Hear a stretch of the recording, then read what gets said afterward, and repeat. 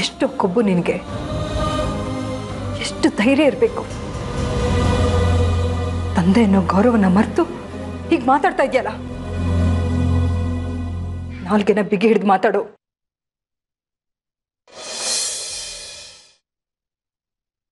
ಅವರು ನನ್ನ ಗಂಡ.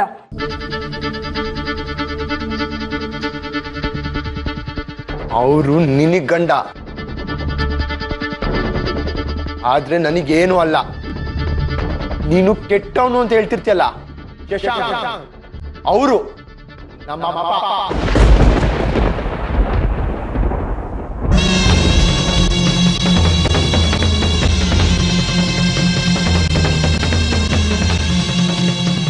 ನಿನ್ನ ಹತ್ರ ಒಳ್ಳೆಯವರು ಅಂತ ಅನ್ಸ್ಕೊಂಡಿರೋ ಈ ಮುಖವಾಡದ ವ್ಯಕ್ತಿ ಅಲ್ಲ.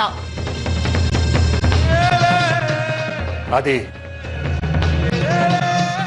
ಯಾಕೇನೇನೋ ಮಾತಾಡ್ತಿದ್ಯಾ? ನಿಂದೇನೇ ಸಮಸ್ಯೆ ಇದ್ರೂ ಕುತ್ಕೊಂಡು ಮಾತಾಡೋಣ. ಈ ರೀತಿ ಕೋಪ ಮಾಡ್ಕೊಳ್ಳೋದು ಒಳ್ಳೇದಲ್ಲ. ಕೋಪದಿಂದ ಏನನ್ನು ಸಾಧಿಸಕ್ಕಾಗಲ್ಲ. ಪ್ಲೀಸ್ ಒಳಗ್ ಬಾ. ಸಾಕ್ ನಿಲ್ಸ್ರಿ. ನಮ್ಮಮ್ಮನ ಮುಂದೆ ಒಳ್ಳೊಂಥರ ನಾಟಕ ಮಾಡಿ ಒಳಗೆ ಎಷ್ಟು ಪ್ಲಾನ್ ಮಾಡ್ತಾರೆ ಅಂತ ನನಗೆ ಗೊತ್ತು. ಆದಿತ್ಯ, ನಿನ್ ಮಾತ್ಯಾಕೋ ಮಿತಿ ಮೀರ್ತಾ ಇದೆ. ಮಿತಿ ಮೀರ್ತಿರೋದು ನಾನಲ್ಲಮ್ಮ, ನಿನ್ ಗಂಡ. ನಾನಾಗೆ ಯಾವತ್ತಾದ್ರೂ ಬಂದು ನಂಗೆ ಬಿಸ್ನೆಸ್ ಹಾಕೊಡಿ ಅಂತ ಕೇಳಿದ್ನ?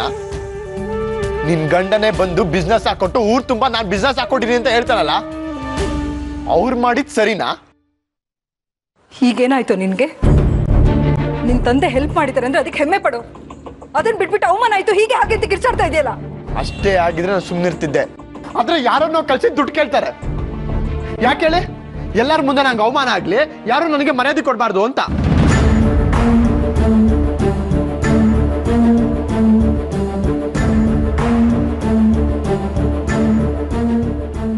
ಯಾಕೆ ಹೀಗೆಲ್ಲ ಮಾತಾಡ್ತಿದ್ಯೋ ಆದಿ? ನಿನಗೆ ದುಡ್ಡು ಕೊಟ್ಟಿರೋ ವಿಷಯ ನಾನು ಯಾರಿಗೂ ಹೇಳ್ಕೊಂಬಂದಿಲ್ಲ ಕಣೋ. ನೀನು ಒಳ್ಳೆ ಸ್ಥಾನಕ್ಕೆ ಬರಬೇಕು ಅಂತ ಒಬ್ಬ ತಂದೆಯಾಗಿ ಮಗನಿಗೆ ಏನು ಕರ್ತವ್ಯ ಮಾಡಬೇಕು ಅದನ್ನ ನಾನು ಮಾಡಿದ್ದೀನಿ. ನಿನಗೆ ದುಡ್ಡು ಕೊಟ್ಟಿದ್ದೀನಿ ಅಂತ ಹೇಳುವಷ್ಟು ದಡ್ಡ ಅಲ್ಲ ನಾನು.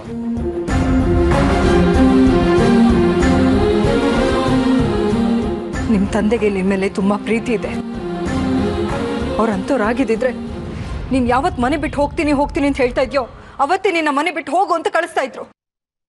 ಅದನ್ನ ನೀನ್ ಅರ್ಥ ಮಾಡ್ಕೋ ಆದಿತ್ಯ. ನಿನ್ನ ಅಹಂಕಾರದಿಂದ ಕೋಪದಿಂದ ನಿನ್ನ ಹಳ್ಳನ ನೀನೇ ತೊಡ್ಕೋತಾ ಇದ್ಯಾ. ಹಳ್ಳ ತೊಡ್ಕೋತಿರೋದು ನಾನಲ್ಲಮ್ಮ, ನಿನ್ ಗಂಡ.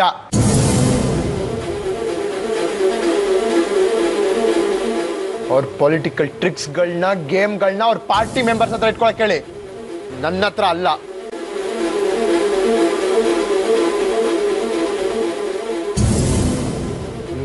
ನೀವೇ ಬಂದು ದುಡ್ಡು ಕೇಳಿದ್ದು ಒಳ್ಳೇದಾಯ್ತು. ಆದಷ್ಟು ಬೇಗ ನಿಮ್ ದುಡ್ಡು ನಿಮ್ಗೆ ಸೇರುತ್ತೆ. ಯಾಕೋ ಈ ರೀತಿ ಹುಚ್ಚುಚ್ಚಾಗಿ ಮಾತಾಡ್ತಾ ಇದ್ಯಾ? ಇಷ್ಟು ದಿನ ಇವ್ರನ್ನ ನನಗೆ ನಿನಗೆ ಸಿಕ್ಕಿರೋ ದೇವ್ರು ಅನ್ಕೊಂಡಿದ್ದೆ. ನನಗೀಗ ಅರ್ಥ ಆಗ್ತಿದೆ ಅದೆಲ್ಲ ಸುಳ್ಳು ಅಂತ.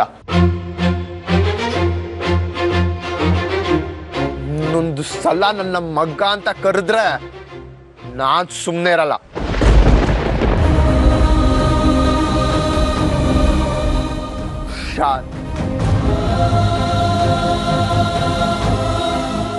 ಆದಿ, ಆದಿ,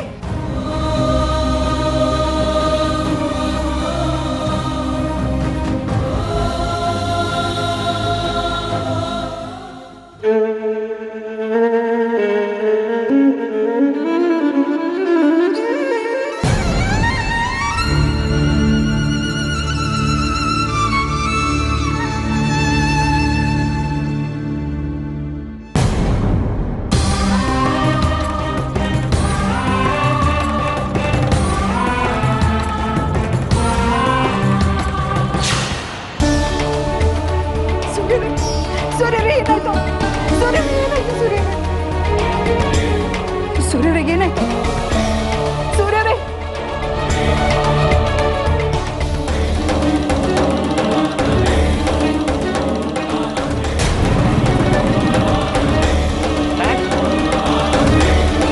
ಡ್ಯಾಡ್ ಏನಾಯ್ತು? ಅಮ್ಮ ಏನಾಯ್ತಮ್ಮ? ಗೊತ್ತಿಲ್ಲ ಕಣೋ.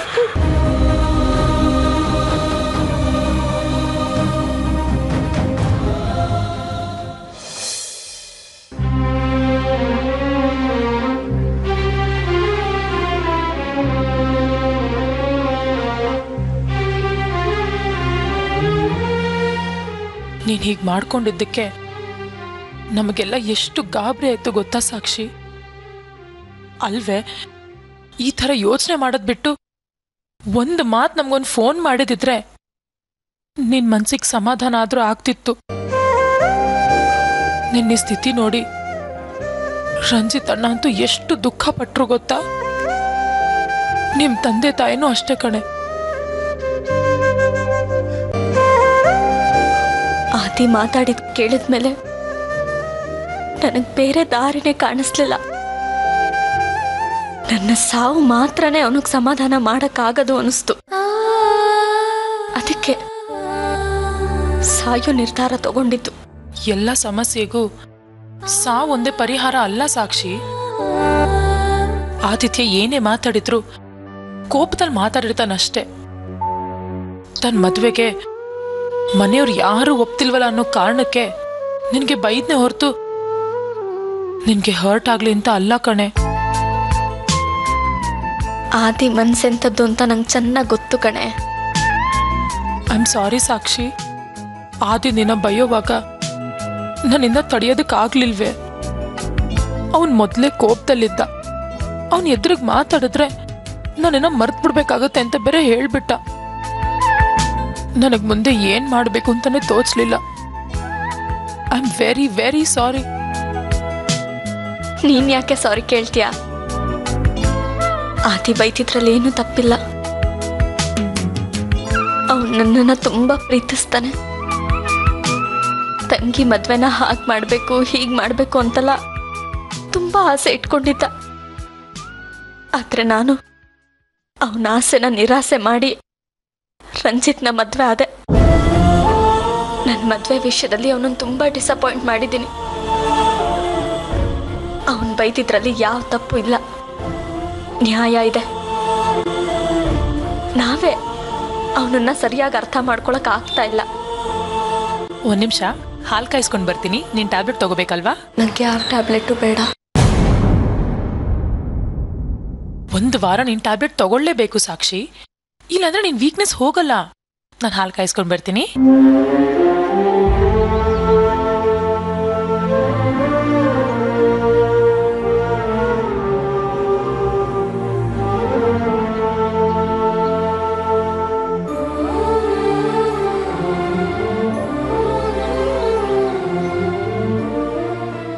ನನ್ನನ್ನು ತುಂಬಾ ಪ್ರೀತಿಸ್ತೀರ ಅಲ್ವಾ ನೀವು?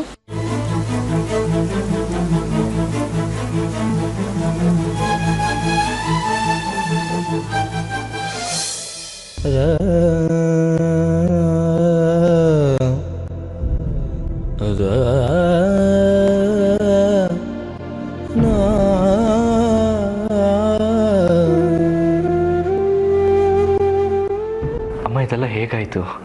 ಯಾಕೆ ಡ್ಯಾಡ್ ಕುಸ್ತು ಬಿದ್ದಿದ್ರು? ಆದಿತ್ಯ ಮನೆಗೆ ಬಂದು ನಿಮ್ಮ ತಂದೆಗೆ ಬಾಯಿ ಬಂದಾಗ ಮಾತಾಡ್ದ ಕಣ. ಇತ್ತೀಚೆಗೆ ತುಂಬ ಚೇಂಜ್ ಆಗಿದ್ದಾನೆ ಅವನು. ತಂದೆ ತಾಯಿ ಅನ್ನೋ ಗೌರವ ಇಲ್ಲದೆ ಮಾತಾಡ್ತಾನೆ. ಅದು ಸರಿ, ಮನೆಗೆ ಬಂದು ಗಲಾಟೆ ಮಾಡೋವಂಥದ್ದು ಏನಾಯ್ತು? ಇವರು ಬಿಸ್ನೆಸ್ಸಿಗೆ ಅವನಿಗೆ ದುಡ್ಡು ಕೊಟ್ಟಿದ್ರಲ್ಲ, ಅದು ಬೇರೆಯವ್ರ ಮೂಲಕ ವಾಪಸ್ ಕೇಳಿ ಅವನಿಗೆ ಅವಮಾನ ಮಾಡಿದ್ರು ಅಂತ ಬಂದು ಗಲಾಟೆ ಮಾಡ್ದ ಕಣ. ನಾನು ಯಾಕೆ ಹಾಗೆ ಮಾಡಲಿ ಹೇಳೋ? ನಾನು ಯಾರ ಹತ್ರನೂ ಆ ರೀತಿ ಹೇಳಿಲ್ಲ. ಅದು ಯಾಕೆ ನನ್ನ ಮೇಲೆ ಈ ರೀತಿ ಆಪಾದನೆ ಮಾಡ್ತೀನೋ ನನಗೆ ಗೊತ್ತಾಗ್ತಿಲ್ಲ.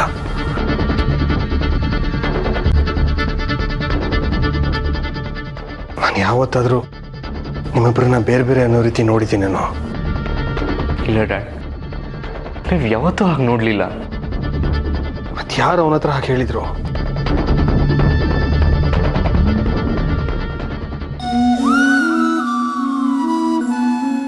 ಸಮಾಧಾನ ಮಾಡ್ಕೊಳ್ಳಿ. ಅವನೇನೋ ಕೋಪದಲ್ಲಿ ಒಂದೆರಡು ಮಾತಂದ, ಅದಕ್ಕೆ ನೀವು ಬೇಜಾರು ಮಾಡ್ಕೋಬೇಡಿ. ಇಲ್ಲ ಅರ್ತಿಯವ್ರೆ, ಇಷ್ಟೇ ದಿನ ತಂದೆ ಅಂತ ಗೌರವ ಕೊಡ್ತಿದ್ದವನು ಇವತ್ತು ಹೆಸರು ಹಿಡಿದು ಮಾತಾಡ್ತಾನೆ ಅಂದರೆ ತುಂಬ ನೋವಾಗಿದೆ ನನಗೆ.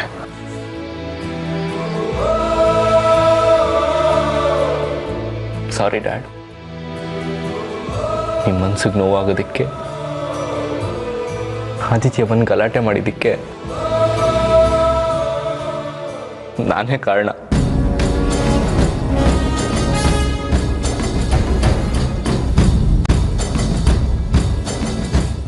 ನೀನು ಕಾರಣನಾ? ಹೇಗೆ? ಆದಿತ್ಯ ಹತ್ರ ಹೋಗಿ ಹಣದ ವಿಷಯ ಪ್ರಸ್ತಾಪ ಮಾಡಿದ್ದು ನಾನೇ ಡ್ಯಾಡ್. ಅಪ್ಪ ನಿನ್ ಬಿಸ್ನೆಸ್ಗೆ ಹೆಲ್ಪ್ ಮಾಡದೇ ಇದ್ದಿದ್ರೆ ಇವತ್ತು ನೀನು ರೋಡ್ ಪೊರ್ಕಿಯಾಗೇ ಇರ್ತಿದ್ದೆ. ಹತ್ತದ ಏನೇನು ಒದ್ದು ನಾನೇ ಅಂತ ಬೀಗ್ಬೇಡ. ನೀನು ಯಾಕೋ ಅವನ ಹತ್ರ ದುಡ್ಡಿನ ವಿಷಯ ಮಾತಾಡಕ್ಕೆ ಹೋದೆ? ನಾನು ಯಾಕೆ ದುಡ್ಡಿನ ವಿಷಯ ಮಾತಾಡೋಕೆ ಹೋಗ್ಲಿ ಡ್ಯಾಡ್? ಆದಿತ್ಯ ಸಾಕ್ಷಿಗೆ ಬೈದ್ನಲ್ಲ, ಅದಕ್ಕೆ ಹೋಗಿದ್ದೆ. ಸಾಕ್ಷಿ ಹತ್ರ ನಡ್ಕೊಂಡಿರೋ ರೀತಿ ನಂಗೆ ಸ್ವಲ್ಪನೂ ಇಷ್ಟ ಆಗಲಿಲ್ಲ. ಪಾಪ ಸಾಕ್ಷಿ ಆದಿತ್ಯ ತನ್ನ ದೇಶಸ್ಥಾನೆ ಅಂತ ಗೊತ್ತಿದ್ದು ಸಮಾಧಾನ ಮಾಡಿ ವಾಪಸ್ ಮನೆ ಕರ್ಕೊಂಬರಕ್ಕೆ ಹೋದ್ಲು. ಅದನ್ನ ಅರ್ಥ ಮಾಡ್ಕೊಳ್ದೆ ಸಾಯೋ ಮಟ್ಟಕ್ಕೆ ಬೈದಿದ್ದಾನಲ್ಲ, ಅದು ನನಗೆ ಸ್ವಲ್ಪನೂ ಇಷ್ಟ ಆಗಲಿಲ್ಲ. ನಮ್ಮಲ್ಲಿರೋ ಕೋಪನ ಸಾಕ್ಷಿ ಮೇಲೆ ಯಾಕೆ ತೋರಿಸ್ಬೇಕಿತ್ತು? ಈಗ ಆಲ್ರೆಡಿ ನಮ್ಮನ್ನ ಮಿಸ್ ಮಾಡಿಕೊಂಡು ತುಂಬ ನೋವು ಅನುಭವಿಸ್ತಿದ್ದಾಳೆ. ಅದು ಅಲ್ಲದೆ ಆದಿತ್ಯ ಅಂದರೆ ಪ್ರಾಣ ಅವಳಿಗೆ. ಕಂಪ್ನಿ ಓಪನಿಂಗ್ ಇನ್ವೈಟ್ ಮಾಡಲಿಲ್ಲ ಅಂದ್ರೂ ಪ್ರೀತಿಯಿಂದ ಹೋಗಿದ್ದಾಳೆ. ಅದನ್ನು ಅರ್ಥನೇ ಮಾಡ್ಕೊಂಡಿಲ್ಲ. ರಂಜಿತ್ನ ಎಷ್ಟು ದ್ವೇಷಿಸ್ತಾನೋ ಸಾಕ್ಷಿನೂ ಅಷ್ಟೇ ದ್ವೇಷಿಸ್ತಾನೆ. ಸಮಾಧಾನ ಮಾಡಕ್ಕೆ ಹೋಗಿದ್ದಕ್ಕೆ ಬಾಯಿ ಬಂದಾಗ ಬೈದಿದ್ದಾನಲ್ಲ, ಅದು ಸರಿನಾ ಡ್ಯಾಡ್? ಆದರೂ ನೀನು ಸಾಕ್ಷಿ ವಿಷಯ ಮಾತಾಡೋದು ಬಿಟ್ಟು ದುಡ್ಡಿನ ವಿಷಯ ಯಾಕೋ ಮಾತಾಡಕ್ಕೆ ಹೋದೆ ಅವನ ಹತ್ರ?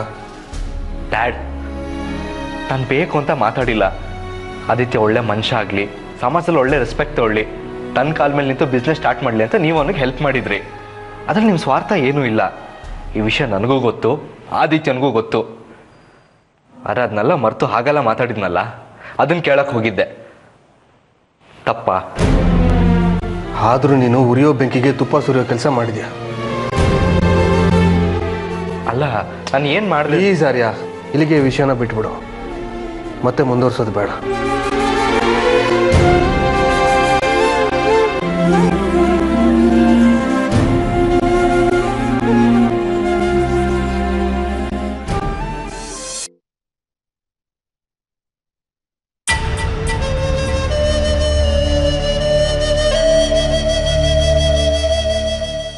ನಿರೋಷ, ನೀನು ಹಾಲು ಬಿಸಿ ಮಾಡ್ತಿದ್ಯಾ? ಬೇಡ, ನಿಂಗೆ ಯಾಕೆ ತೊಂದರೆ? ನಾನು ಬಿಸಿ ಮಾಡ್ತೀನಿ, ಬಾ ಈ ಕಡೆ. ಯಾಕೆ ನಿರೋಷ, ಅವತ್ತು ನಿನಗೆ ಅವಮಾನ ಆಯಿತು ಅಂತ ಕೋಪನಾ?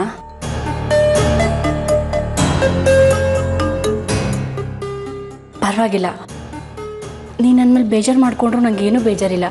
ಯಾಕೆಂದರೆ ನೀನು ನನ್ನ ಮಗಳ ಥರಾನೇ. ಮೊದಲು ಕಂಡವ್ರನ್ನೆಲ್ಲ ಮಗಳ ತರ ಅನ್ನೋದಿನ ಬಿಡ್ರಿ. ಅಲ್ಲ, ಮನೇಲಿ ಸಾಕ್ಷಿಗೆ ಹುಷಾರಿಲ್ಲ ಅಂತ ಗೊತ್ತಿದ್ದು ಅವಳನ್ನ ಬಿಟ್ಟು ಅವಾಗ ಎಲ್ಲಿಗೆ ಹೋಗ್ತೀರಾ ನೀವು?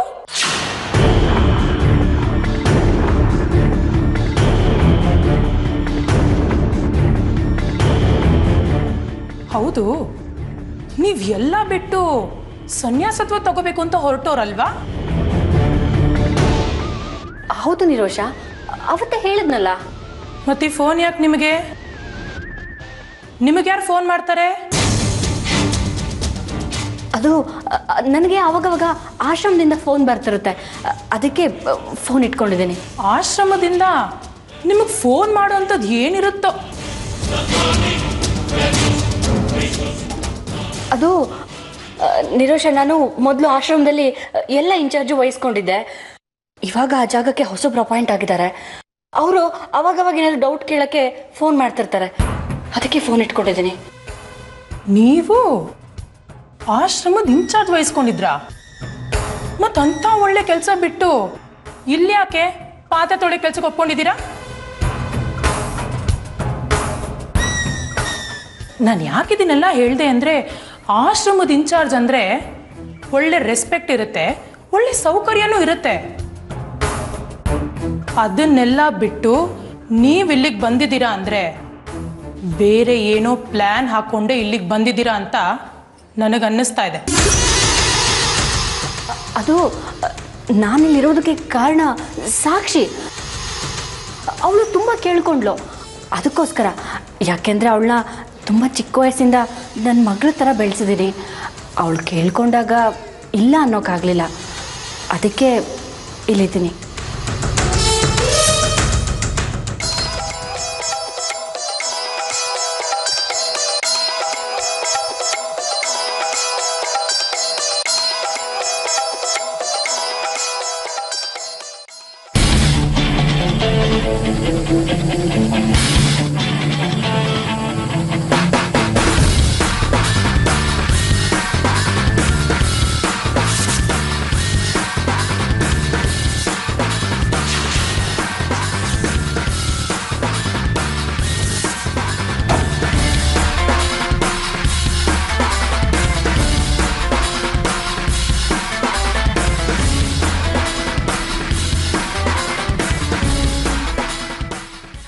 ಹಲೋ,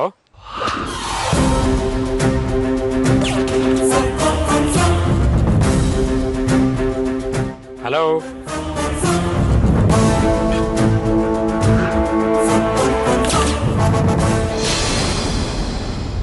ಈಗ ಎಷ್ಟೊತ್ತು ಅಂತ ಕೂತಿರ್ತೀರಾ? ಬನ್ನಿ ಊಟ ಮಾಡಿ. ನಂಗೆ ಹಸಿವಿಲ್ಲ. ಪ್ಲೀಸ್ ಹಾಗೆ ಹೇಳ್ಬೇಡಿ. ನಂಗೆ ಗೊತ್ತು, ಮನ್ಸಿನ ನೋವಿಗೆ ಹಸುವಿನ ಹಂಗಿರಲ್ವಂತೆ. ಹಾಗಂತ ಈಗ ಎಷ್ಟೊತ್ತು ಅಂತ ಯೋಚನೆ ಮಾಡ್ತಿರ್ತೀರಾ? ನೆಮ್ಮದಿಲ್ದಿರೋ ಜೀವಕ್ಕೆ ಊಟನ ಅಮೃತ ಔಷಧಿ ಆಗಲ್ಲ ಸ್ವಾತಿ. ನನಗೆ ಒತ್ತಾಯ ಮಾಡಬೇಡ, ನೀನು ಹೋಗಿ ಊಟ ಮಾಡು. ಆಶ್ರಯ ಕೊಟ್ಟವರೇ ಊಟ ಮಾಡದೇ ಇದ್ದಾಗ ನನಗೆ ಊಟ ಸೇರುತ್ತೆ. ಮನೇಲಿ ಯಾರನ್ನ ನೋಡಿದ್ರು ನಂಗೆ ಊಟ ಬೇಡ ಬೇಡ ಅಂತ ಹೇಳ್ತಿದ್ದಾರೆ. ನೀವು ಯಾರು ಊಟ ಮಾಡದೇ ಇರೋದಕ್ಕೆ ನಂಗೆ ತುಂಬ ಬೇಜಾರಾಗ್ತಿದೆ. ನನಗೂ ಬೇಜಾರಾಗ್ತಿದೆ. ಮನೇಲಿ ನಡೀತಿರೋದು ಒಂದಾ ಎರಡ? ಸಾಕ್ಷಿ ಸೂಸೈಡ್ ಮಾಡ್ಕೊಂಡಿರೋದು ಕಣ್ಣು ಮುಂದೆ ಬಂದು ನನ್ನ ಜೀವ ಎಲ್ಲ ಹಿಂಡಂಗೆ ಆಗ್ತಿದೆ. ನಿನಗೆ ಗೊತ್ತಾ, ಸಾಕ್ಷಿ ನನಗಿಂತ ಧೈರ್ಯವಂತೆ. ನಾನು ಡಿಪ್ರೆಸ್ ಆದಾಗೆಲ್ಲ ಬುದ್ಧಿ ಹೇಳಿ ಧೈರ್ಯ ತುಂಬ್ತಿದ್ಲು. ಮನೇಲಿ ಎಲ್ಲರೂ ನಗ್ನಗ್ಸ್ತಾ ಇರ್ತಿದ್ಲು. ಅವಳೇ ಹೀಗೆ ಮಾಡ್ಕೊಂಡಿದ್ದಾಳೆ ಅಂದರೆ ನಿಮ್ಮ ನೋವು ಸಂಕಟ ನನಗೂ ಅರ್ಥ ಆಗತ್ತೆ. ಸಮಾಧಾನ ಮಾಡ್ಕೊಳ್ಳಿ. ಇಲ್ಲ ಸ್ವಾತಿ, ಸಮಾಧಾನ ಮಾಡ್ಕೊಳ್ಳೋಕ್ಕೆ ನಾನು ಪ್ರಯತ್ನ ಪಡ್ತಾನೆ ಇದ್ದೀನಿ. ಆದರೆ ನನ್ನ ಕೈಯಿಂದ ಆಗ್ತಿಲ್ಲ. ಆದಿತ್ಯ ಮನೆ ಬರೋಕ್ಕಿಂತ ಮುಂಚೆ ಬೀದಿಯಲ್ಲಿ ಜಗಳ ಮಾಡಿ ನಮಗೆಲ್ಲ ಟೆನ್ಷನ್ ಕೊಡ್ತಿದ್ದ. ಏನೋ ಇಂಪ್ರೂವ್ಮೆಂಟ್ ಆಗಲಿ ಅಂತ ಬಿಸ್ನೆಸ್ ಸ್ಟಾರ್ಟ್ ಮಾಡೋಕ್ಕೆ ಸಪೋರ್ಟ್ ಮಾಡಿದ್ವಿ. ಅವನು ಇಷ್ಟಪಟ್ಟಾಗೆ ಫೈನಾನ್ಸ್ ಕಂಪ್ನಿನೂ ಓಪನ್ ಮಾಡಿಕೊಟ್ವಿ. ಅವನು ಹೀಗೆಲ್ಲ ಮಾಡಿಕೊಂಡು ನಮಗಿನ್ನೂ ಟೆನ್ಷನ್ ಕೊಡ್ತಿದ್ದಾನೆ. ಅವನ್ನ ಹೇಗೆ ದಾರಿಗೆ ತರಬೇಕೋ, ಮನೆ ಪ್ರಾಬ್ಲಮ್ಸ್ನೆಲ್ಲ ಹೇಗೆ ಸಾಲ್ವ್ ಮಾಡಬೇಕೋ ನನಗಂತೂ ತೋಚ್ತಿಲ್ಲ.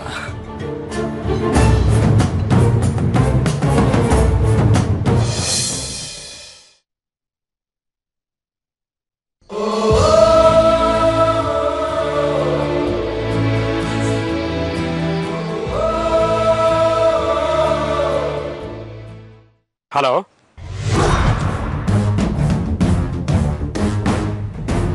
ಹಲೋ, ಯಾರು ನೀವು?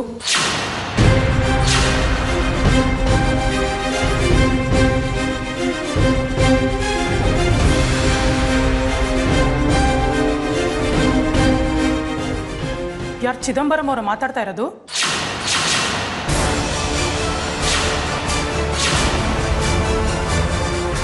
ಹಲೋ ಹಲೋ,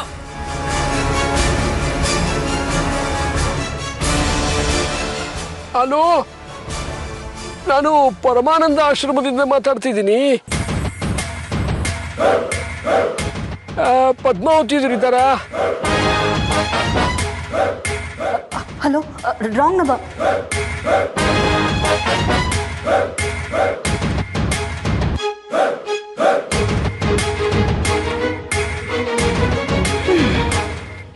ಇದ್ಯಾಕೆ ಅರ್ಪಿತಾ ರಾಂಗ್ ನಂಬರ್ ಅಂತ ಕಟ್ ಮಾಡಿಬಿಟ್ರಿ?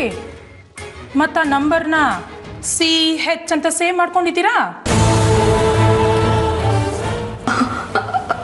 ಅದು ನನಗೆ ಅವಾಗವಾಗ ಆ ನಂಬರಿಂದ ಕಾಲ್ ಬರ್ತಿರುತ್ತೆ. ಯಾರ್ದು ಅಂತ ಗೊತ್ತಿಲ್ಲ. ಅದಕ್ಕೆ ಪದೇ ಪದೇ ಬಂದರೆ ರಿಸೀವ್ ಮಾಡೋದು ಬೇಡ ಅಂತ ಹಾಗೆ ಸೇವ್ ಮಾಡಿದ್ದೆ ಅಷ್ಟೇ. ಒಂದು ವೇಳೆ ಪಿಕ್ ಮಾಡಿದ್ರೆ ರಾಂಗ್ ನಂಬರ್ ಅಂತ ಹೇಳ್ತೀನಿ. ಅದು ಯಾರು ಅಂತ ಗೊತ್ತಿಲ್ಲ.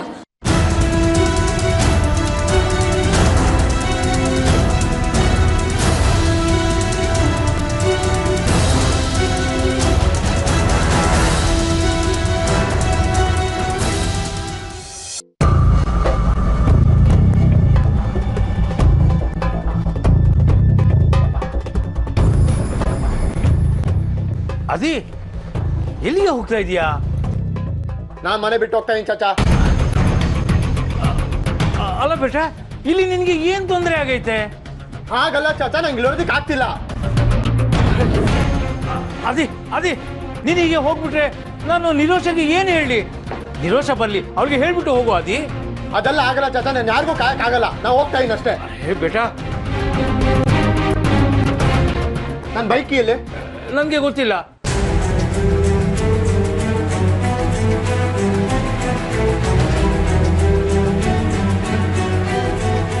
ಹೇಳಿ ಚಾಚಾ.